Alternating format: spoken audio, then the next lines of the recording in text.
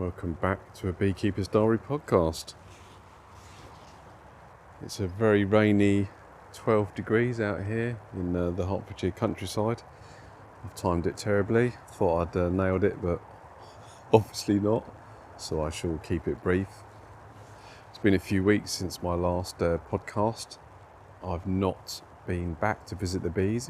They were nicely tucked up. It's been very frosty the last few weeks, so there wouldn't have been any activity really, but it's a bit warmer today and it's been a couple of weeks, so I wanted to see how their food levels were doing.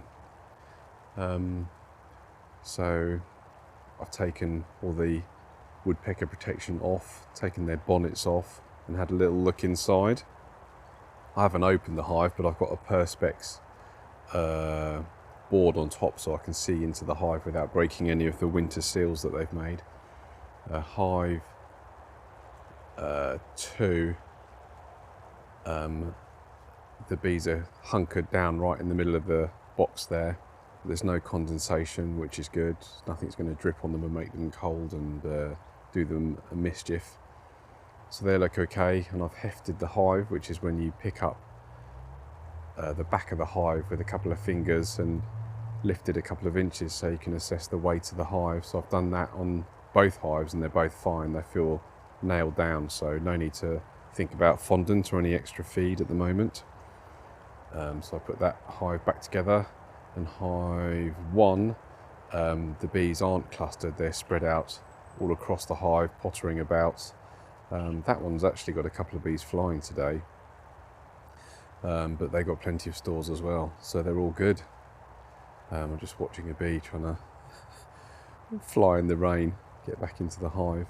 So hive 2, nothing happening at all, no activity. Hive 1, it's only a metre away and they're flying in the rain.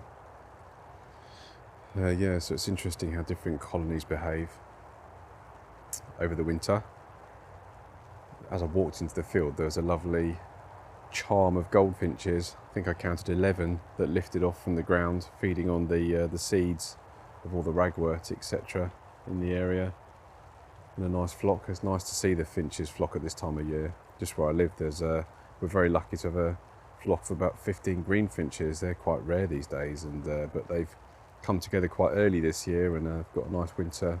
It's a mixed flock actually. There's chaffinches and greenfinches in there. Outside of visiting the bees, today I'm trying to start on making some creamed honey. So I've got my oilseed rape stock from early in the year, and I'm warming that gently till it's liquid, and I've sourced some creamed honey from another beekeeper, which I'm going to use as a seed stock. So I warm that gently and mix the two together, and the crystals, hopefully from the creamed honey, will spread that size crystals into my oilseed rape honey, and the whole batch should become infected is the wrong word, but it should spread those size crystals into my oilseed rape honey and should make a beautiful creamed honey that's nice and spreadable for a few months. So that's what I'm going to do for the rest of the day. I think I'm going to draw it to a close as it's absolutely tipping it down here and I'm getting soaked. So I should probably check in a few more weeks once I come back to check the bees' stores levels. Oh, and I've also checked the entrances of the hives. If you get a number of dead bees at the entrance of the hive, sometimes it can block the entrance and the bees can't get out and fly. So I've poked a little stick in the entrance and cleared the way, just to make sure they've got unfettered access. I'll probably put some video of that on my Instagram page for this podcast, Beekeeper's Diary podcast on Instagram. So I'll put some clips of that if you're interested.